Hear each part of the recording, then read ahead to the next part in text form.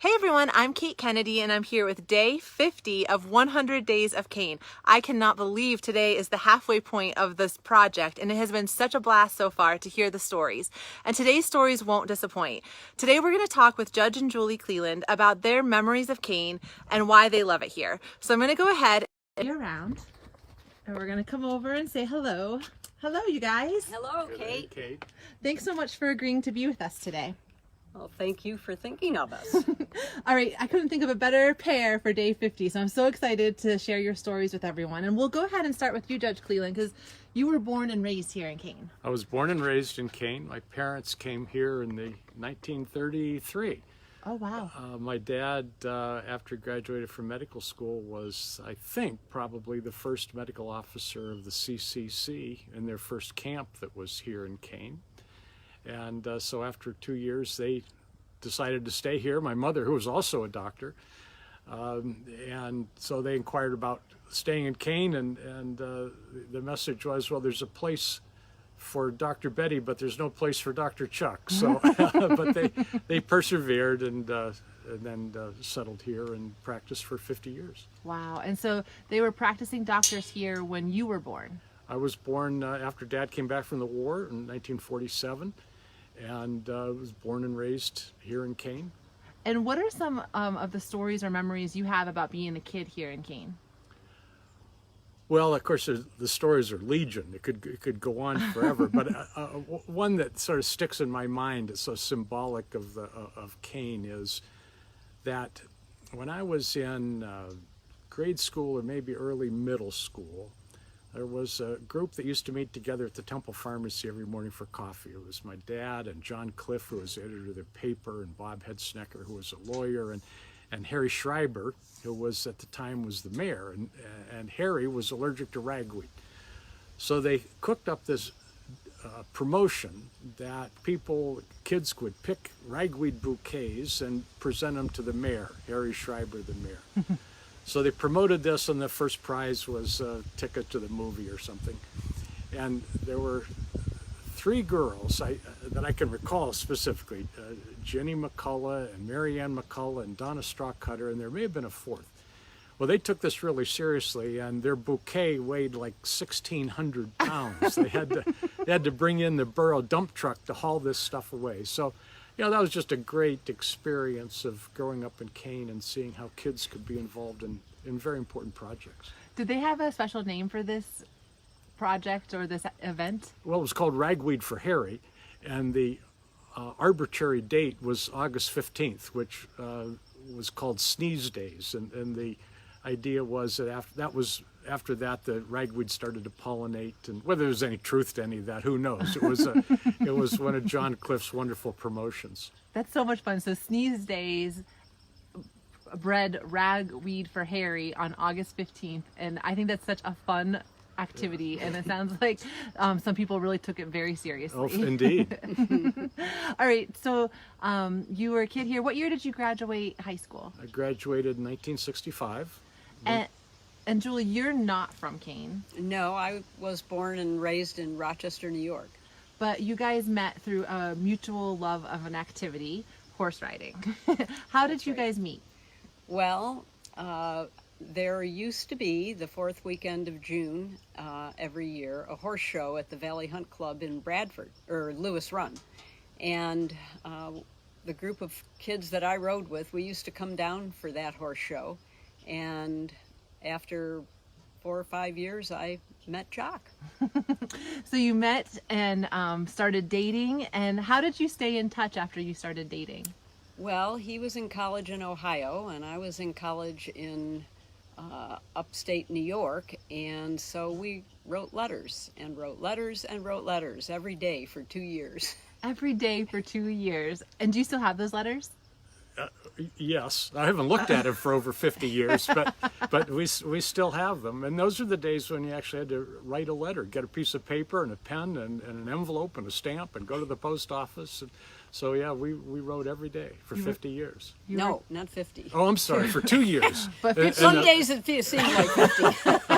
But 50 is a significant number because today is the 50th day of 100 days, and yesterday was your 50th wedding anniversary. was indeed. That's right. That's so right. happy anniversary. Well, Thank thank you. So you get married, you go to law school, you move to Pittsburgh and start to practice, and eventually you decided to come back to Kane. Well, we were in Pittsburgh for 2 years. I worked in the federal courts in Pittsburgh, and then Julie had finished graduate school. I'd finished law school, and we decided that we wanted to, by that time we had Liza, and that we wanted to raise our family in the country. And so we thought about Kane and decided to come back here for a year and see how it worked. And how did it work? Well, here we are. It worked really well. So what was it like for you, Julie, moving to Kane? Because this is the first time you were living here. Right. It was wonderful. I think one of the hallmarks of Kane that I've heard over again in many of your stories is the hospitality and the welcoming nature of the people of Kane. I was immediately embraced, and people were just very kind, from welcome wagon to friends coming, and friends. They became friends, coming and helping me strip wallpaper and put up wallpaper in our home, and just very welcoming community. And so Liza was born in Pittsburgh, but Emily was born here. Emily was born here, and my mom. I was the only girl in a family of 4 boys, so my mother came down, my mom and dad, to meet the new baby and help out as they could. And in her infinite wisdom, she decided I needed a crock pot. And so Liza at 2.5 said, well, we'll go to Mike's store. And that was Cardamone Electric. And she also thought we needed a table lamp somewhere. So Liza took them to Bob's store, Ben's Furniture. And that's just an indication of how a small community, you can know your neighbor, not only your neighbors, but your storekeepers, and they become your friends. And I'm sure they knew her too. Oh yes, yeah. And how about what was it like trying to get to know who everyone in town was? Oh wow. Well, anybody who has moved to Kane has experienced this, I'm sure. You're in a conversation, as we were out to dinner with Larry and Claire Woods and Mike and Jan Baker, whom Jock worked with Larry and Mike. And Larry was trying to explain to me about somebody. He was telling a story.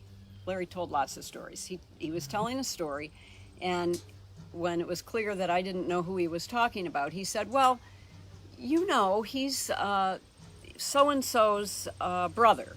Well, I didn't know so-and-so. And then he went on to, well, his wife is second cousin to Tony. Well, I didn't know Tony, and I didn't know the second cousin. And this went on and on and on until he finally said, well, do you know Bill Coulter? And Bill was our dentist and lived up the street. And I said, yes, I know Bill. And he said, well, Bill knows him.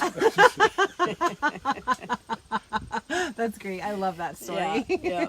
And you guys moved back in the 70s, and that was a really exciting time for Kane. Could you share about some of the collaborations that you saw take place and that you were part of? Well, it was a very creative time in Kane in the mid to the late 70s and the early 1980s. And looking back at some of the key organizations in town now, I realized that those were formed during that period. The Historical Society, the Recreational Cultural Commission, the Friends Memorial Library, the Kane Community Preschool, which was the first preschool at the time, The Sir Isaac Newton. the Sir Isaac Newton Astronomical Society. So there were a whole range of things that were formed because people were so interested, involved, and engaged in things that were going on. Very interesting, energetic time. Yes. And Julie had referenced that when you first moved here, you were working with Woods and Baker. Correct. And so what was the next step for you? What happened next? Well, the practice was going along, and I'd been in practice about 10 years when Richard Brandow, who was our county judge, died very suddenly on Memorial Day weekend. And by that fall, I was the judge. I'd been appointed by Governor Thornburg. and then subsequently was elected and served as the county judge till 2008. So that was 24 years. Which is a job that's very involved, but it seems like you still stayed really involved in the Kane community throughout that time. Once you're involved in the Kane community, it's hard to get uninvolved. And so we both of us were continued to be involved in a lot of stuff going on because it's important to be engaged, and plus we just had a wonderful time doing it. Yeah. Yeah. Do you have any stories or thoughts or memories that you want to share about the organizations you served on, or how you've seen things grow and change over the years that you've been here? Wow. Well, I've been involved in a lot of different things, from helping Jock with the United Way when he was chair of that, to director of the preschool, the Kane Community Preschool, to being on the school board for 10 years, the Creative Playground in 86 or 87, when that was Mary Riding and I were in charge of getting volunteers, which I'm still doing for Art in the Wilds. Hospital board. I was on the hospital board for several years, and then I was on the WPSU advisory board for actually 14 years, and that was really exciting because it enabled me to promote Kane. They did a History of Kane show. They did 2 Our Towns. The Our Town Kids Cut was done in collaboration with the middle school students, and Kane was the pilot for that. And then there's subsequently been another Our Town Kane in Mount Jewett. So that was a really rewarding time as well. But all in all, I think getting involved was such a gift for me, because I met people, worked with them, made new friends, made connections, and you get much more than you give when you volunteer. I remember a funny story about the Creative Playground. I was, as I said, in charge of volunteers, and so one afternoon I walked into the garage at Jacobus Pokler, and Bob Pokler was on the school board at the time, and I was still on the board, and he said, as Bob would say, "What are you doing here?" And I said, "Well, Bob," with a sort of a twinkle in my eye and a smile, I said, "I just am here to tell you what the competition's doing. Just don't want you to be left behind. Zook Motors is going to send a team of workers to the Creative Playground to help build this new playground. Do you want to do the same?" And he laughed. Of course he would send a crew, but I never would have gone in and asked him had I not known Bob and had a relationship working with him on the school board. And that's an example of collaboration too, because 2 car dealerships in town. I think there were 3 at the time with Avenelli's, but everybody works together to benefit the community, and so it's just a good thing. It's a really special thing about Kane, and we were talking about the collaboration. Where do you think that comes from, that sense of collaboration? Well, I've been thinking about that, and because it's an unusual thing. You don't find this in a lot of communities, and I think some of the credit has to go to General Kane. And I know that's 100 and however many years ago, but he founded the Kane based on an idea of what he thought a community should be. That there were certain values that were important that people share about tolerance and education and religion, so that people could live together and work together toward a common goal. And he set the foundation for that, and that's something that we're still bearing the fruits of today.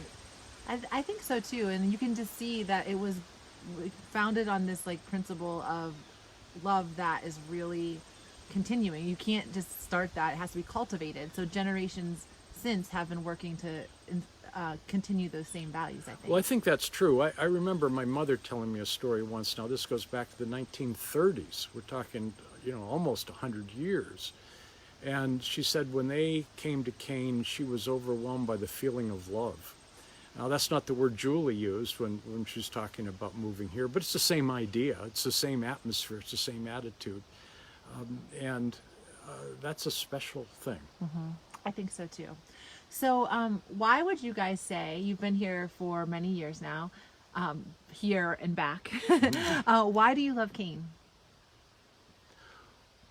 Well, for me, I think there are a lot of reasons I love Kane, but one of the things that I have appreciated so much is the opportunity to engage with people across generations. When I was a little kid, teachers used to come to our house for dinner, or I'd see them as Sunday school teachers at church or some other role in the community. When I came back here as an adult, they became my clients. And now that I'm advancing in age, it's an opportunity to have relationships with people much younger than I am. And it's a very energizing, pleasant thing to be able to involve across generations and see people in different roles and develop appreciations for what they've done and what they have to contribute and what great friends they can be. That's great. How about you, Julie? Oh, I agree with Jock that there are so many reasons to love Kane, but I love that life can be lived here on a manageable scale. We're small enough that rush hour doesn't amount to much, and getting across town is easy to do, and so many things we have right here in Kane, and I really enjoy that. I like the opportunities that are available that wouldn't maybe otherwise be available in a larger place, that if you take advantage of them, you will benefit, and so will those around you, whatever committee you decide to volunteer for. It's so easy to volunteer here to, for me it was school board and creative playground and WPSU and the hospital board and the preschool, but it could be sports boosters or music boosters or so many different opportunities, or Care for Kane, or if you're interested in anything, get on the chamber board. There are just so many opportunities to be involved and be a part of the life of this community. And having everybody's voice makes it better. But life's on a manageable scale, but because we're small in numbers, sometimes we get overwhelmed with all our commitments. And I would say, this is as much for my own self as anybody else. Be sure to stop and enjoy this place where we live. It's such a wonderful environment, and take the time to step back, take a breath, and enjoy where we live in Kane. I love that. That's great. Did you have something else you were going to say? No. Oh. Okay. Well, before we wrap up then, is there anything else that you guys wanted to share that you didn't get a chance to yet? Well, for me, I think of the quote I mentioned before from a book by Kathleen Norris, and that is, you have only to let the place happen to you. And if you live here, let yourself feel the place and enjoy the place and be involved in the place, because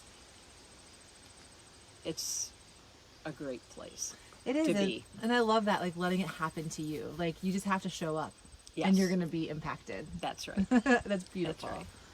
How about you? Well, I think, after living here for however many years, you hear young people say, well, I don't want to move back to the country. I've missed opportunities. I won't have opportunities to advance. And I think we can say, after living here a long time, that neither of us feel that we've ever been deprived of any opportunity. And in some way, we have been given opportunities that we never would have had in different areas. So I'm reminded of Mayor Edgar James, Jesse James, his slogan, now brought back to life by Mayor Schimpf, I love Kane. And that speaks, I think, for both Julie and me. We love Kane.